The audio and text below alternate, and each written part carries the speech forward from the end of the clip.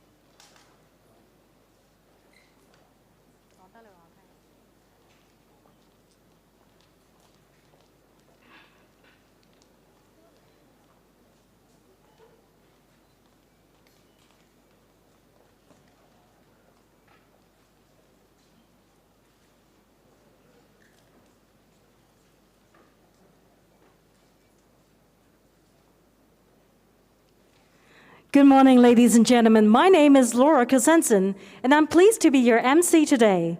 Welcome to the second Asia Summit on Global Health, jointly organized by the government of the Hong Kong Special Administrative Region and the Hong Kong Trade Development Council.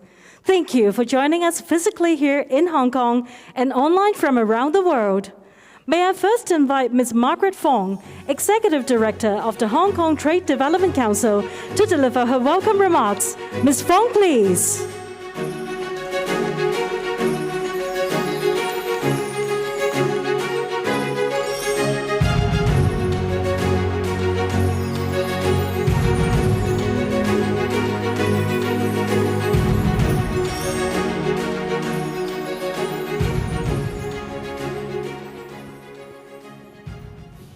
Chief Executive, Deputy Director Yin, distinguished guests, ladies and gentlemen, welcome to the second edition of the Asia Summit on Global Health, organized by the government of the Hong Kong Special Administrative Region and Hong Kong Trade Development Council.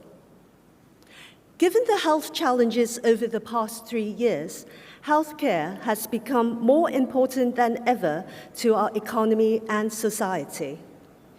With the pandemic more under control, healthcare systems now need to also tackle the rising backlog of non-COVID care. We need to make the global systems more resilient and sustainable to be able to tackle future health challenges.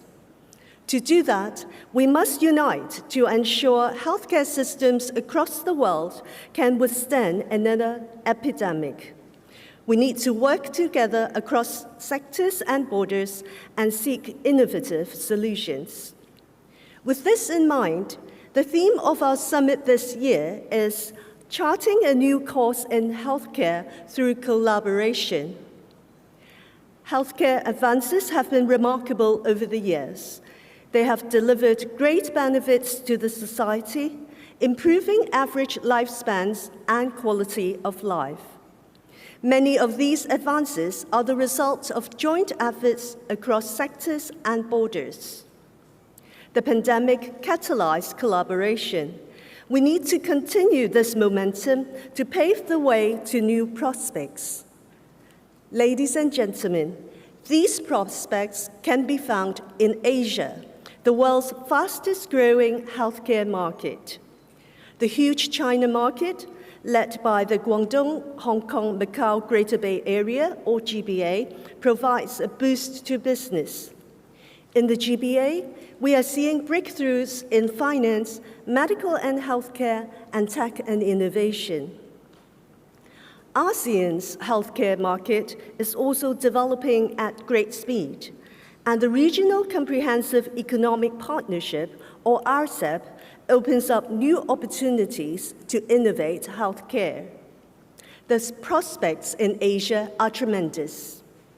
And Hong Kong, as a global financial, business, and investment hub and gateway to mainland China and Asian markets, is the ideal base for international companies to seize new opportunities. Our city is renowned for its robust financial infrastructure and IP protection. It is also the largest biotech fundraising center in Asia. Hong Kong is the place to do business. This, then, is the purpose of the Asia Summit on Global Health, bringing together leading business leaders and healthcare experts, investors, policymakers, and academics under one roof. The summit will look at the developments in healthcare in Asia with a focus on two huge markets, China and RCEP. Our GBA Opportunity Series will provide the latest in healthcare trends and innovations in the GBA. Our expert dialogues on biotech, healthcare robotics, and AI delve into the confluence of healthcare and tech. We will also explore the important areas of health equity and mental health. To facilitate collaboration and to capitalize on new prospects, the summit also sets up deal flow meetings for global investors to meet with over 180 healthcare projects and cultivate partnership. Many of these innovative projects are featured at the summit's InnoHealth showcase outside. In addition to the summit, the HKTDC also partners with key stakeholders to launch the debut International Healthcare Week, featuring a series of healthcare-related programs in Hong Kong. Be sure to visit our International Medical and Healthcare Fair, another flagship event of the week, to feel the pulse of the medical and healthcare trade. Industry players can gain insight into the latest trends, source new products, and forge strong connections. In closing, I would like to thank our speakers, sponsors, partners, and audience here in Hong Kong and around the world. Thank you. Thank you, Ms. Fong. Please be seated. Now, the Honorable John K.C. Lee, the Chief Executive of the Hong Kong Special Administrative Region, will give us his opening remarks. Let's hear from the Chief Executive.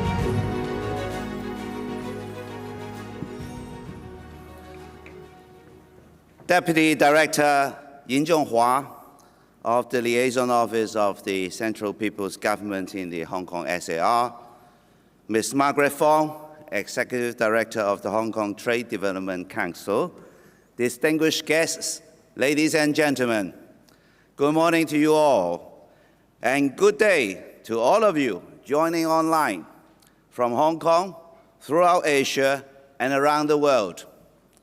I'm delighted to welcome you to the second Asia Summit on Global Health. This year's theme, Charting a New Course in Healthcare Through Collaboration, reflects the lingering reality of COVID-19, the pandemic that has, for nearly 3 years now, shaken the world, our economies, our businesses, and our communities. The uncertainties posed by the once-in-a-century pandemic still run wide and deep around the globe. From the loss of loved ones to disruptions in supply chains, the ongoing pandemic has wreaked havoc to humanity at every level imaginable. The difference in the capabilities of healthcare systems across different parts of the planet, be it the availability of vaccines or the adequacy of public hospital services, has also resulted in a disparity in prevention and treatment services available to different people. For some of the prevalent COVID-19 strains, vaccination is an effective means of preventing severe and death cases among patients. But threats continue to exist with the emergence of other mutant strains or even other viruses, old or new. Monkeypox and melioidosis are some immediate examples of diseases that cause local or even global concerns. The development of public health does indeed warrant a new course in healthcare for humanity. Meanwhile, if the global reach of public health challenges has been distressing, it has also starkly underlined the importance of collaboration, also at every level.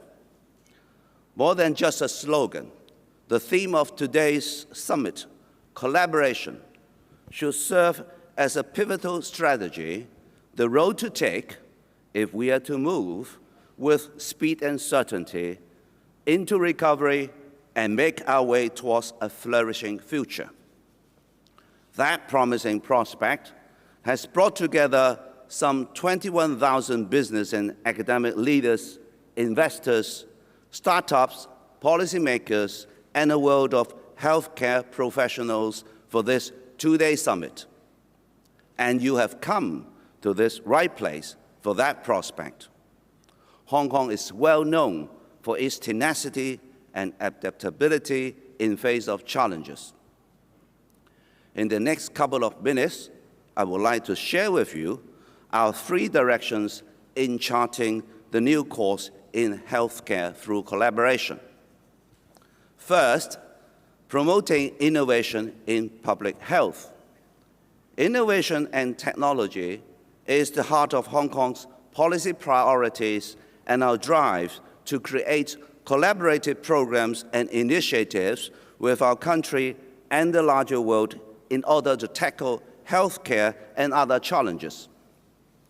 It helps that 5 of our universities are ranked among the top 100 worldwide, and that our 2 medical schools are among the top 40 in the world. We are also home to respected clinical and research centers recognized by the National Medical Products Administration of China and regulatory bodies around the world, including those in the US and the EU. We are the world's leading fundraising hub for biotech companies. Since the launch of a new listing regime in April 2018, more than 50 pre-revenue or pre-profit biotechnology companies have been listed in Hong Kong. They have today raised some $14.6 billion. Alongside biotechnology, our life and health sector is thriving. The Inno-Hong Kong research clusters at Hong Kong Science Park bring together more than 30 prominent university and research institutes from 11 countries and economies. In collaboration with our local universities, they have set up 28 research laboratories, 16 of which focus on life and health technology. That's just the beginning.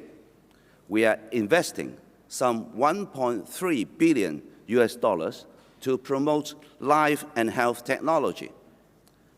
That includes the establishment of an InnoLife Health Tech Hub in the Hong Kong Shenzhen Innovation and Technology Park.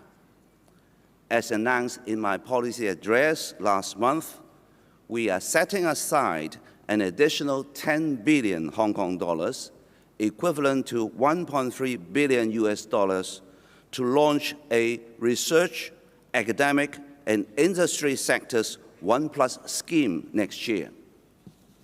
It will fund at least 100 university research teams with the potential to become successful startups. Our goal is to encourage collaboration among the academic, research, and industry sectors in the transformation and realization of our strong R&D outcomes. Innovative technology is inspired and brought to bright life by talented professionals.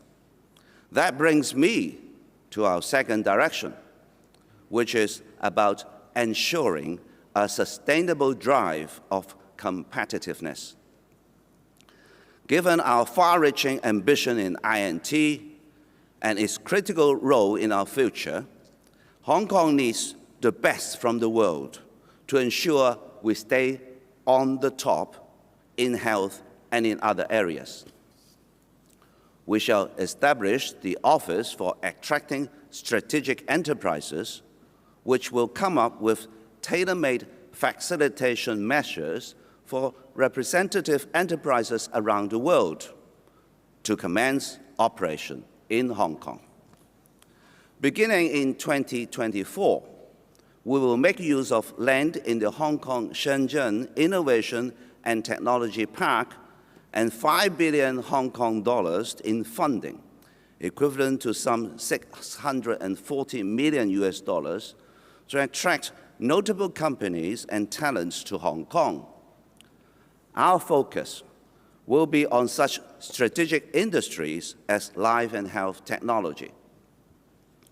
We're also committed to supporting research in our higher education sector to boost Hong Kong's competitiveness.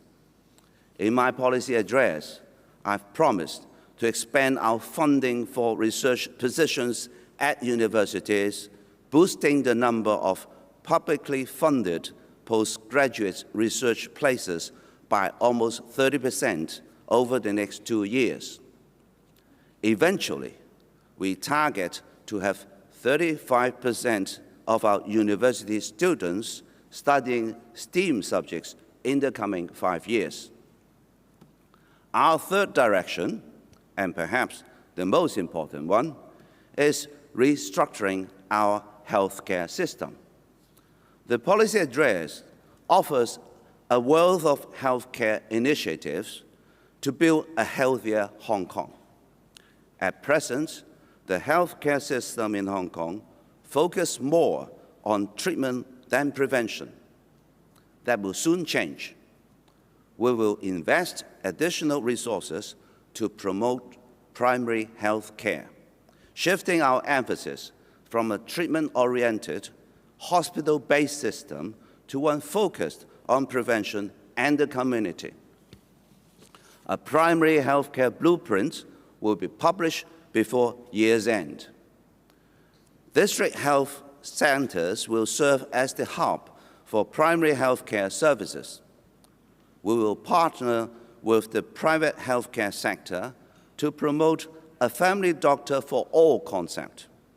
That means working with healthcare professions to offer sustainable, people-centric primary healthcare services for the communities and the people of Hong Kong. Chinese medicine is another priority. While Chinese medicine has long been part of Hong Kong's healthcare system, we will regularize integrated Chinese Western medicine services, gradually expanding Chinese medicine's availability at our hospitals and in treatment. We will promote the professional development of Chinese medicine practitioners, deepening our collaboration with the mainland, particularly the Guangdong, Hong Kong, Macau, Greater Bay Area. Ladies and gentlemen, Hong Kong's health indicators in such areas as infant mortality and life expectancy are among the best in the world.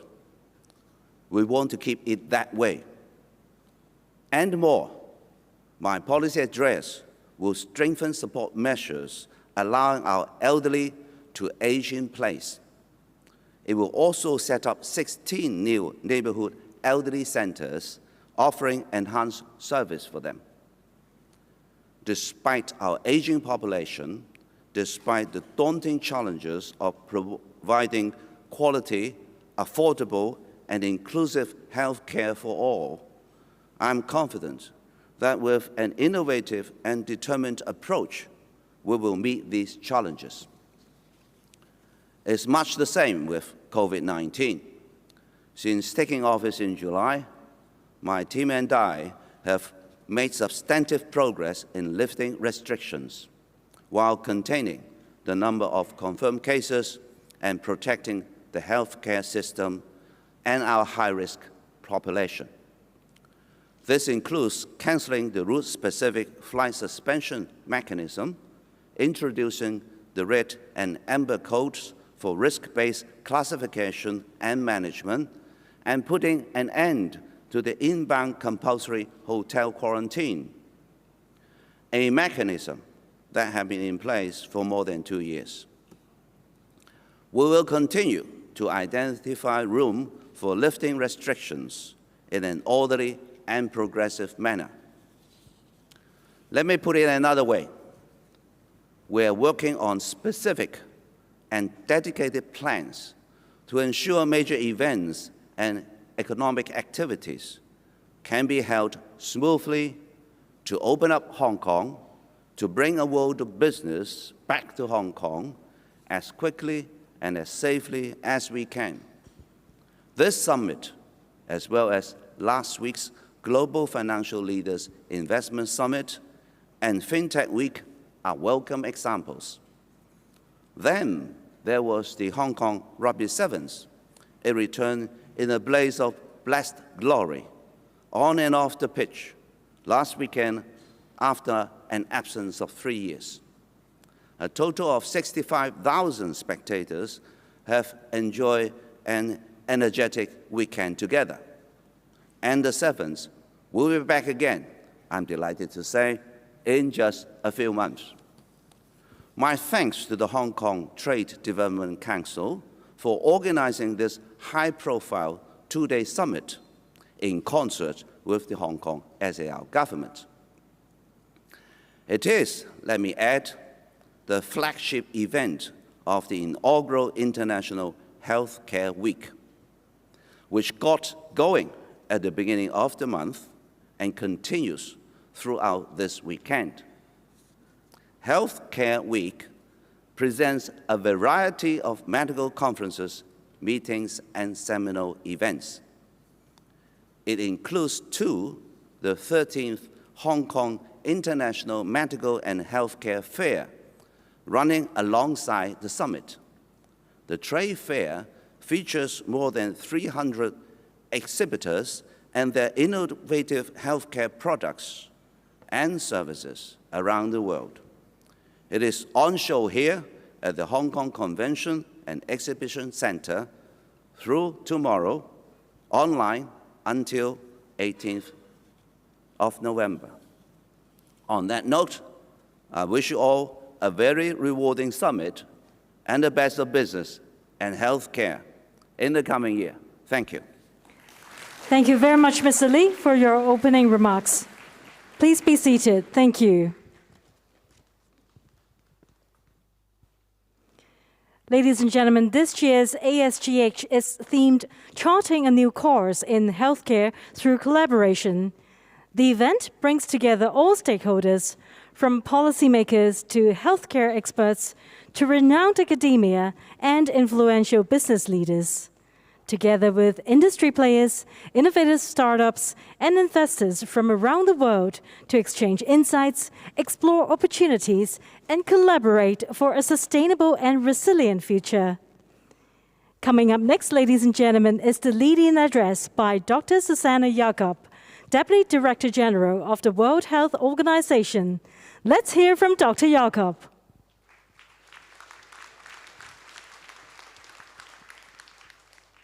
His Excellency Dr. Peter Lam, Honorable John Lee, representatives of the government of the Hong Kong Special Administrative Region and the Hong Kong Trade Development Council, ladies and gentlemen, greetings from Geneva. It is my great pleasure to join you for the Asia Summit on Global Health, charting a new course in healthcare through collaboration. I would like to extend my appreciation to Hong Kong SAR, China, for hosting this summit, and I thank all countries for your long-standing commitment to strengthening cooperation on public health. The focus of your summit this year is charting a new course in healthcare through collaboration. I believe this is at the heart of WHO's work at regional level during the response to COVID-19. That is, enabling connection and collaboration between countries so that they can work as one team, facilitating the sharing of information and experience, and using this knowledge to learn and continuously improve. I want to thank you for this cooperation and collaboration during the response to COVID-19, which has been key to the region, minimizing death and social disruption. The Asian region is dynamic and rapidly changing. Economic growth, migration, urbanization, innovations, and digital advancements have created opportunities for better lives. Yet, the health challenges we face today and will experience tomorrow in Asia and the world over are unprecedented in scale and complexity. The effects of climate change, rising sea levels, heat waves, droughts, and other extreme weather events are threatening lives and livelihoods. Conflict and social unrest are depriving communities of essential health services, leaving lifelong psychological scars, and impacting societies and economies far beyond the boundaries of war zones. And of course, the world is still grappling with the COVID-19 pandemic. The COVID-19 pandemic has disrupted essential health services in over 90% of countries and derailed progress towards universal health coverage. Before COVID-19, the world was off track to reach most of the health-related Sustainable Development Goals and triple billion targets. But we now find ourselves even further behind. Initial scenarios show that progress is less than 1/4 of the pace needed to achieve global targets by 2030. Between 2000 and 2019, the Worldwide Universal Health Coverage Service Coverage Index improved from 45 to 68. In the WHO Western Pacific region, the UHC Service Coverage Index improved from 49 to 80 during the same period. But it is worth recalling that regional averages can hide variations within and between the countries and areas. This reminds us that within every country in our region, even those with strong progress towards UHC, there are groups of people who are not reached by our health services and systems and who have poorer health outcomes than we would expect. About 30% of the world's population still cannot access essential health services, and almost 2 billion experience catastrophic financial hardship in doing so. If we really are to leave no one behind, we must build health systems that meet the needs of these groups. WHO in the Western Pacific region, as well as in the Southeast Asia region, has developed regional frameworks to assist countries to do this. Each 12 December, we observe International Universal Health Coverage Day. This year's theme is Build the World We Want, a healthy future for all. It calls on us to take actions to create systems which are more equitable, foster healthy environments, make smart investments, build trust with communities, and be held accountable for results. In 2023, WHO will celebrate 75 years of work to make health for all a reality, and next September, world leaders will gather in New York for a UN high-level meeting on universal health coverage. The high-level meeting will provide an opportunity to recommit to UHC and accelerate progress towards the global sustainable development goals by 2030. For health systems to work, they must work for everyone. Reorienting health systems towards primary health care is the most efficient, equitable, and resilient way to achieve UHC.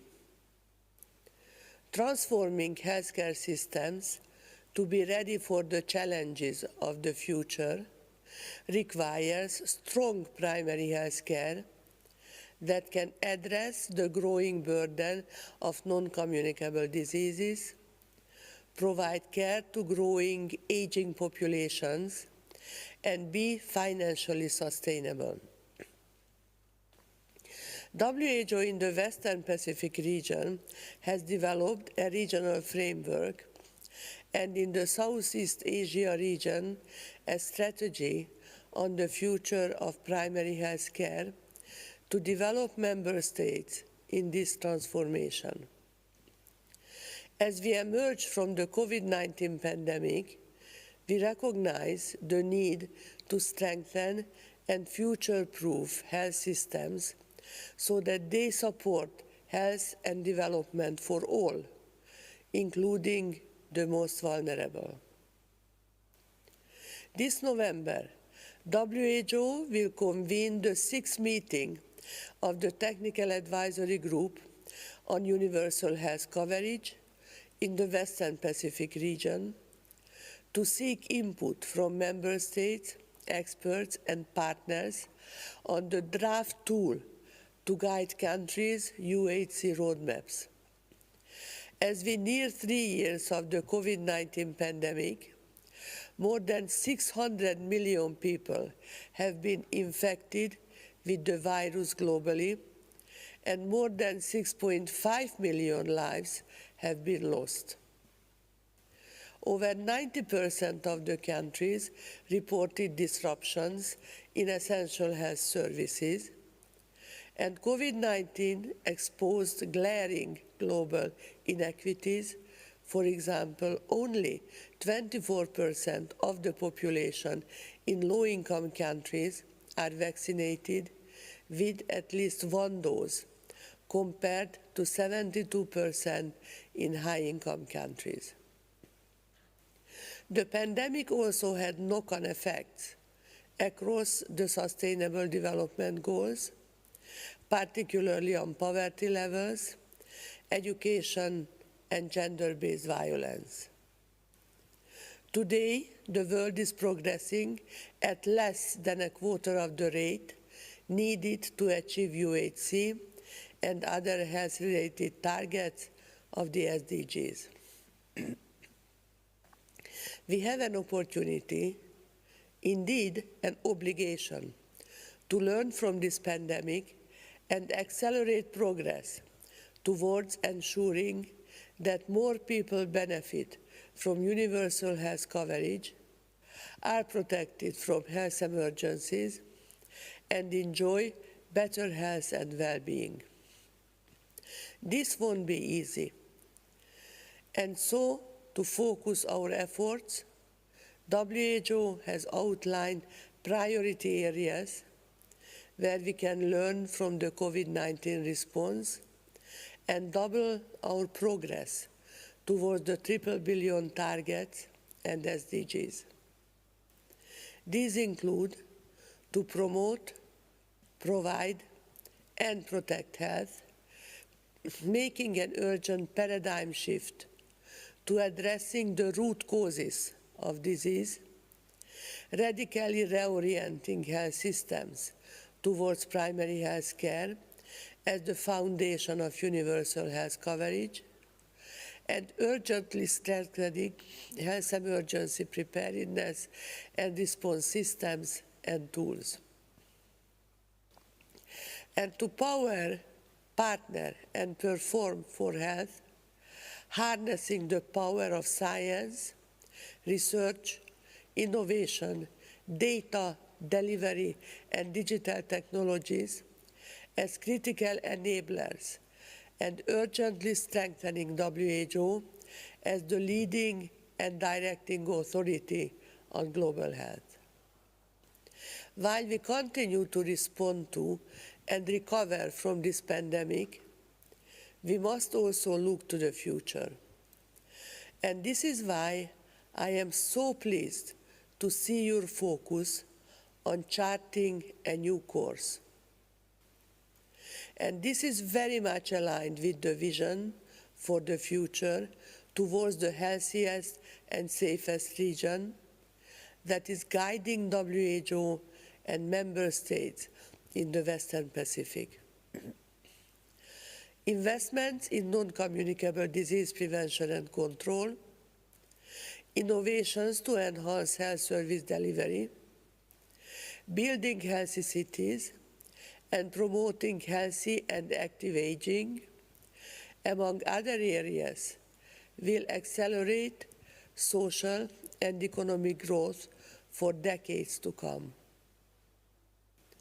Because, as COVID-19 has made clear, when health is at risk, everything is at risk. Health and people's lives and the broader well-being of society are inextricably linked. Building strong and more resilient health systems, capable of responding to emergencies and other threats, will be central to all countries' development, prosperity, and national security. Solidarity and equity must be the bedrock of our response to global and regional challenges. Because in the face of unprecedented change, there are concerns that unite us all. We will make the greatest impact by working together. Thank you very much. Thank you, Dr. Jakob, for the insightful sharing. Thank you. And now, Mr. Cao Xuetao, Vice Minister, National Health Commission, the People's Republic of China, will give us his special remarks. Let's hear from Mr. Cao.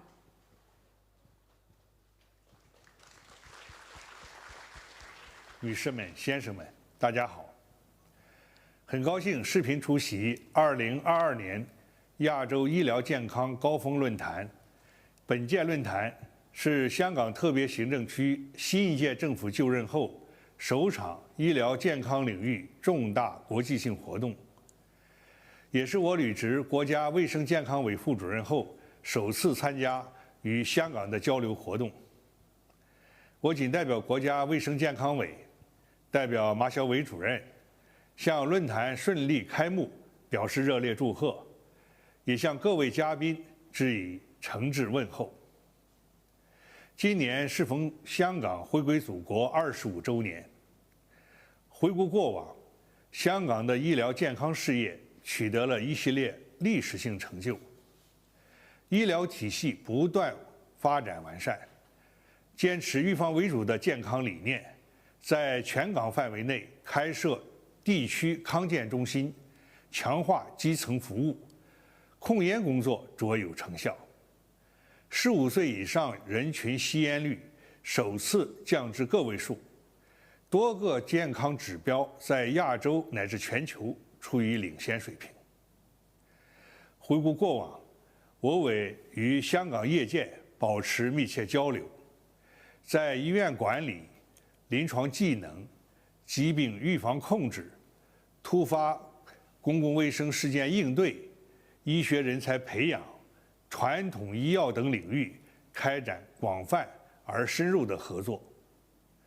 我们建立3地卫生行政联系会议机制，签署多份合作协议，互学互鉴，共同进步。我们携手抗击新冠疫情，守网相助，共克时艰。目前疫情仍未结束，香港强调循证精准抗疫，内地也牢牢守住不发生规模性疫情的底线。我们共同努力，平衡经济民生，最大程度减少疫情对经济社会发展的影响，最大限度保护人民生命安全和身体健康。上个月，中国共产党第20次全国代表大会胜利召开，习近平主席发表重要讲话，为国家未来发展定方向、定战略、绘蓝图。在卫生健康领域，强调要推进健康中国建设，把保障人民健康放在优先发展的战略位置，积极应对人口老龄化，有效遏制重大传染性疾病传播。李家超行政长官在今年施政报告中也提出了香港基层医疗健康蓝图，优化公营医院服务等。在上述目标指引下，我委愿积极支持香港开展以下几方面工作：一是坚持不懈稳控疫情。全球一些国家和地区疫情出现反弹，医疗系统压力增大，内地多个省市本土疫情呈现点多面广频发的特点，疫情防控依然不能放松。香港基于科学精准原则，因时因势调整疫情防控措施，统筹接轨世界与连通内地。在此过程中，我委将根据香港需要，一如既往地提供一切必要技术支持。二是加强交流，融入国家。背靠祖国是香港得天独厚的显著优势。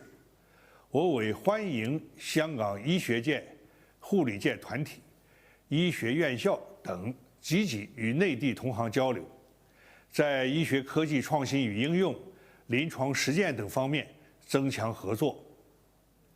欢迎香港业界到内地执业办医，支持香港根据需要探索医疗专业人员准入新举措，支持香港融入国家卫生健康发展大局，推动粤港澳大湾区卫生健康事业融合发展。三是发挥优势，面向世界。在习近平主席关于构建人类卫生健康共同体倡议引领下，我委支持香港发挥卫生人才资源等优势，探索进一步参与国家卫生健康援外、共建健康丝绸之路等重要合作议程，为国家连通世界及实现联合国2030年可持续发展卫生相关议程做出更大贡献。最后，预祝本次活动取得圆满成功。谢谢大家。Thank you, Mr. Tao, for the insightful sharing. Ladies and gentlemen, the Honorable John K.C. Lee, the Chief Executive of the Hong Kong Special Administrative Region, has to be excused because of other engagements. We would like to thank you once again, Mr. Lee, for joining us today. Thank you.